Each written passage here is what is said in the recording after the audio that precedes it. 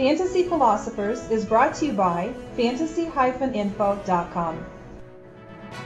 There's a lot of buzz about Matt Cassel coming into last offseason as he put up a productive second half of the year for the New England Patriots, as he obviously was their starter throughout that season because of Tom Brady's knee injury. He was traded to the Kansas City Chiefs, and really in this situation with a new head coach, they had a rebuilding offensive line. He struggled last year. Dwayne Bowe obviously had his issues at one point in August.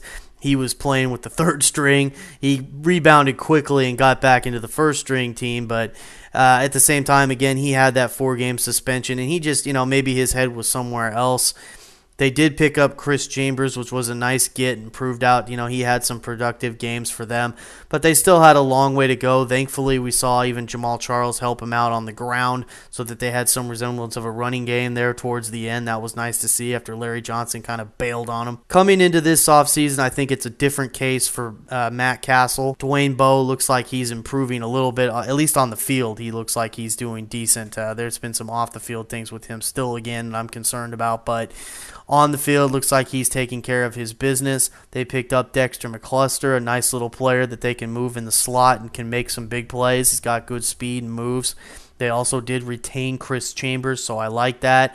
They have Jamal Charles. They have Thomas Jones. Now, with this team, they have the easiest schedule to run against, so I would imagine they're going to try to keep that game on the ground and keep that defense off the field so that it's not getting beat up too much. It's a thin defense, so they need to not have them on the field as much as possible. Cassel right now has the 9th hardest schedule against the pass coming into this season.